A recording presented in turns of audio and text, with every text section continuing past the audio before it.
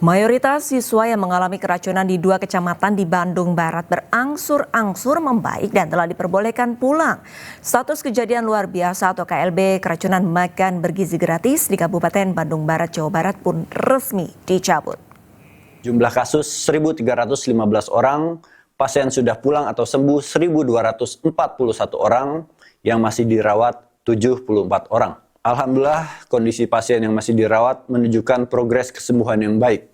Berdasarkan analisis epidemiologi, penghentian distribusi makanan dari dapur yang diduga bermasalah, langkah penanggulangan yang sudah dilakukan, angka kesembuhan pasien, serta tidak ditemukannya kasus baru, maka status KLB atau kejadian luar biasa resmi kami hentikan. Fokus kami saat ini yaitu memastikan. Sebelumnya Bupati Bandung Barat menutup sementara 3 satuan pelayanan pemenuhan gizi di Kecamatan Cipongkor dan Cihamplas. Penutupan imbas keracunan massal pada siswa penerima program makan bergizi gratis.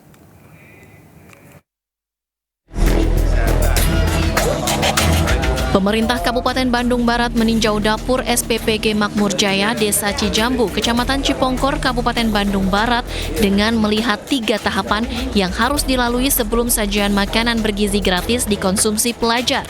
Mulai dari tahap persiapan, proses memasak, hingga pengemasan. 3 dapur penyedia makanan program makan bergizi gratis ditutup sementara lantaran diduga menjadi sumber keracunan massal siswa di Kecamatan Cipongkor dan Cihamplas. Penutupan hanya berlaku bagi dapur yang terindikasi bermasalah. Kami tutup hanya 3 SPPG yang sudah bermasalah, yang di Cipongkor dan juga di Cihamplas. Jadi untuk SPPG lain masih kita lakukan evaluasi seperti yang Pak Cucun sampaikan. Tadi kita harus cek SOP-nya semuanya, dari penyimpanannya, dari bahan bakunya itu harus benar-benar fresh lah. Jadi fokus utama dari pemerintah daerah adalah penanganan terhadap para korban. Itu fokus pertama dari pemerintah. Menurut Kepala SPPG Makmur Jaya, SOP dapur SPPG sangat ketat termasuk bahan baku yang digunakan. Namun untuk saat ini, operasional dapur Makmur Jaya dihentikan dalam waktu yang belum ditentukan hingga menunggu hasil uji laboratorium untuk mengetahui penyebab keracunan MBG. Dari Kabupaten Bandung Barat, Jawa Barat, Iwono, iNews melaporkan. Sebelumnya banyak ditemukan mitra dapur MBG menggunakan bahan baku tidak segar. Hal ini membuat Wakil Badan Kepala Gizi Nasional Nanik SD yang geram. Bahkan ada ayam yang dibeli hari Sabtu baru dimasak 5 hari kemudian. Akibatnya para pelajar keracunan makanan.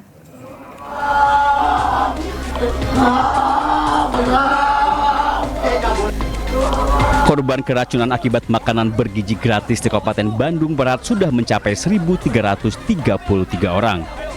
Dari hasil pemeriksaan Labkesda Jabar, dari 226 sampel makanan yang diperiksa, ditemukan 8% sampel makanan positif mengandung bakteri Salmonella dan Bacillus cereus. Jenis bakteri itu ditemukan dari makanan yang sudah basi dari olahan nasi dan daging-dagingan.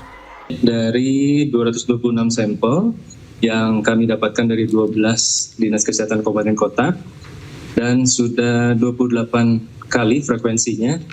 Ini yang paling banyak adalah dari bakteri ya penyebabnya, dan yang mendominasinya adalah Bacillus cereus dan Salmonella penyebab di bakterinya. Baik. Lalu dari pemeriksaan kimianya hasil yang positif adalah dari nitrit. Sejumlah gejala akan timbul akibat mengkonsumsi makanan busuk seperti mual, sakit perut, hingga kejang-kejang dan sesak nafas. Gejala yang juga dialami ribuan siswa di Kabupaten Bandung Barat. Senada Wakil Badan Gizi Nasional Nanik SD yang juga menemukan masih banyak mitra dapur SPPG yang menggunakan bahan baku tidak segar sehingga menyebabkan keracunan pada pelajar. Saya juga tidak mentolerir bahan baku yang dipakai bila tidak fresh. Karena kejadian di Bandung ini sungguh di luar nalar. Bagaimana bahan baku dalam kondisi tidak fresh, ayam dibeli di hari Sabtu, baru dimasak di hari Rabu. Memang kalau di rumah ya, nggak apa-apa itu 2 ayam kita nyimpennya. Tapi kalau 350 ayam, freezer mana yang kuat menyimpan? Atas kasus keracunan massal, Badan Gizi Nasional sudah menutup 40 mitra dapur MBG yang menyebabkan keracunan para pelajar. Hingga Sabtu, jumlah pasien korban keracunan yang dirawat di posko darurat berangsur menurun, mayoritas pasien dipulangkan untuk jalani rawat jalan. Tim Liputan iNews melaporkan. Sementara itu, beredar di media sosial surat perjanjian kerjasama antara Satuan Pelayanan Pemenuhan Gizi atau SPPG dan penerima manfaat program makan bergizi gratis di Bintan, Kepulauan Riau.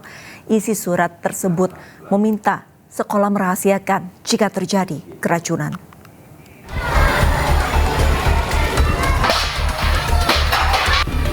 Pelaksanaan program makan bergizi gratis di Kecamatan Seri, Kuala Lobam, Bintan menuai sorotan. Beredar surat perjanjian kerjasama antara Satuan Pelayanan Pemenuhan Gizi atau SPPG dan penerima manfaat program makan bergizi gratis. Surat tersebut memuat 7 poin kesepakatan, termasuk kewajiban penerima manfaat mengganti atau membayar kerusakan tempat makan senilai Rp80.000 per unit.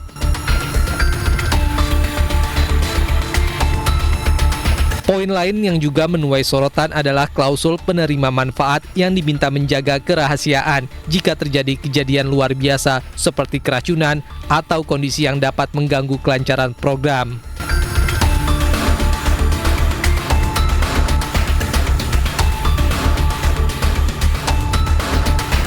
Kepala Sekolah Dasar Negeri 06 Seri Kuala Lobam Huma Mukti membenarkan adanya surat perjanjian kerjasama tersebut. Ia mengaku bingung karena tidak ada sosialisasi lebih lanjut. Benar, memang kemarin MOU kami seperti itu. Titiknya itu ya disuruh menghubungi dulu. Kalau ada apa-apa ya jalur biasa juga DPG. Itu yang poinnya seperti itu ya. Tapi di sini kami bingung. Selama ini nggak ada sosialisasi, maksudnya itu penjelasan. Kalau yang seperti itu, bagaimana penanganannya? Apakah SPPG itu orang kesehatan? Nah, tidak, nanti malah telepon nunggu lama waktunya. Ini padahal ini anak dah kejang-kejang umpama gitu ya. Sementara itu, tim iNews sudah menghubungi pihak SPPG Seri Kuala Lobam, namun hingga kini belum memberikan keterangan terkait surat perjanjian yang viral tersebut. Dari Kabupaten Bintan, Kepulauan Riau, Zuprianto, iNews melaporkan.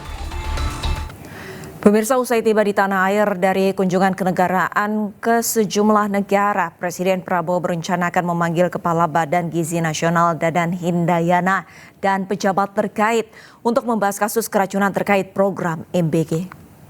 Saya baru dari luar negeri, 7 hari, saya monitor ada perkembangan itu. Habis ini saya langsung akan panggil Kepala BGN dengan beberapa pejabat, kita akan diskusikan ya. Ini masalah besar, jadi pasti kekurangan dalam awal ya. Tapi saya juga yakin bahwa kita akan selesaikan dengan baik ya. Kita harus waspada jangan sampai ini dipolitisasi. Tujuan makan bergizi adalah untuk anak-anak. Sering sulit makan.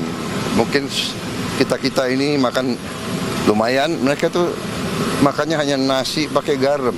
Ini yang harus kita atasi ya.